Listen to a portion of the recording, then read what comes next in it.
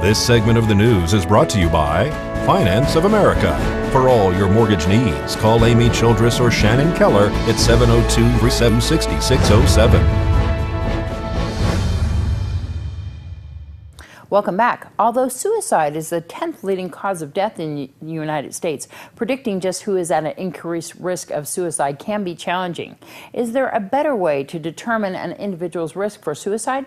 The authors of a new study in JAMA Psychiatry examined hospital discharge reports using natural language processing and found several key predictors that can highlight potential suicide risk. This health tip is brought to you by Desert View Hospital and Mountain Valley Physicians Group. Don't put your health on hold. We have time for you. Call us to schedule your appointment. 775-751-7100. On average, there are 117 suicides per day in the United States. And each year, more than 40,000 Americans die by suicide. Although it's the 10th leading cause of death in the United States, exactly who is at risk of suicide is still hard to predict. What we hope to do is understand if you are in the hospital for any reason and then you're discharged, can we say something about your risk of death from suicide? To try and better understand who would go on to die by suicide, we drew on typical risk factors. We also added a newer risk predictor, and that was the words that the doctors had written about the patient at the time of discharge. Dr. Thomas McCoy Jr. and Dr. Roy Perlis and co-authors from Massachusetts General Hospital examined the hospital discharge notes of more than 450,000 patients from 2005 to 2013. Researchers analyzed these notes by a computer program using sentiment analysis, which looks for positive or negative words like lovely, delightful, pleasant, or dreadful, unfortunate, or poorly. They found that certain words can predict a higher risk for suicide. The value of using natural language processing is it's a tool that lets us pull other things out that otherwise we would miss if we just looked at diagnostic codes and medicines and people's age and gender and so forth. Doctors McCoy and Perlis hope other hospitals across the country can eventually adopt this new approach and help bring more insight into preventing suicide. And if we can make predictions about who's at high risk, we can better target resources, we can better target interventions to reduce this risk. Laura Berger, The JAMA Report. Only 1.3% of the patients in this study had a primary psychiatric diagnosis. 49-year-old Jeffrey Todd Jones from Pahrump has been arrested and charged with attempted murder, mayhem, and battery with intent to kill. On September 17th, Jones was taken into custody in Illinois in reference to a case that began on August 30th when a 55-year-old man was found unconscious on the floor of his residence here in Pahrump.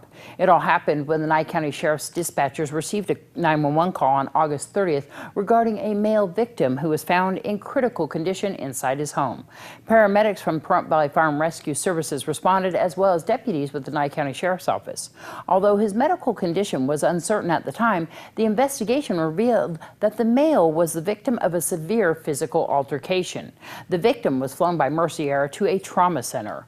During the subsequent investigation by the Nye County Sheriff's detectives, it was discovered that Jeffrey Jones was involved in the violent encounter and has since relocated to Lincoln City, Illinois.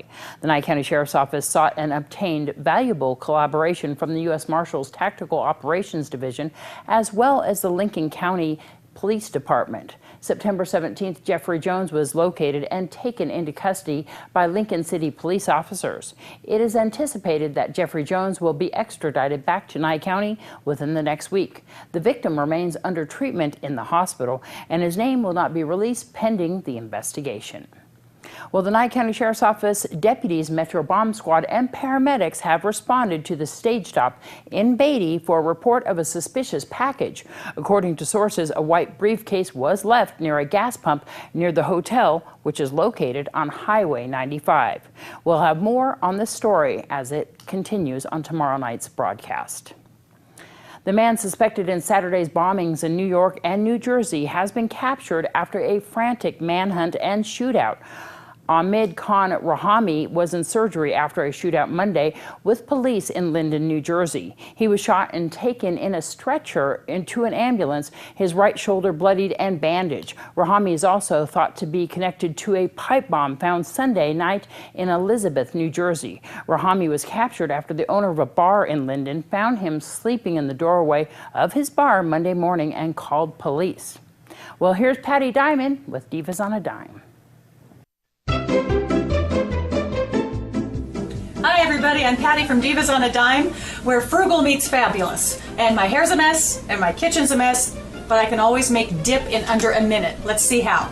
I take cottage cheese, and yes, this is upside down because I store my cottage cheese upside down in my refrigerator. It actually makes it last longer. I don't know exactly why, but it does. I can get at least 14 days, sometimes a month or more beyond the expiration date. So when it's on sale, you can stock up. So, cottage cheese, ranch dip. The reason that I mix these two together is I'm having a kiddie party, and this is a great way to get a little extra protein and calcium into those kids. And they of course eat their veggies so much better when they have something to dip in. So, all right, everyone should have a little one of these. It's like a 1.5 cup food processor. I love my food processor. So I'm going to put about a cup of cottage cheese in here. As such, when you got that in there, put about 1/4 cup of ranch salad dressing in here. 1/4 cup is all it takes to make this soup, well, a little bit more, super flavorful. That's not quite 1/4 cup. And then you close this baby up. Here we go, zips up. Okay, there, nice and smooth. That didn't take very long, maybe 20 seconds at most. It's gonna look kind of like this. It's very, very thick right now, which I like. If you want to thin it, just thin it with a little bit of milk or half and half. And there you have it. It's really yummy and really tasty. I'm not going to put this recipe up on the website because it's a cup of cottage cheese and 1/4 cup of ranch dressing, and I will trust you to remember that. But for other frugal recipes like this, please go to divasonadime.com and be sure to follow us on Facebook and Twitter. Thanks for watching. Bye. Oh, good. All right, when we return from this break, we're going to tell you about a fundraiser for the skate park and how you can be a star on stage.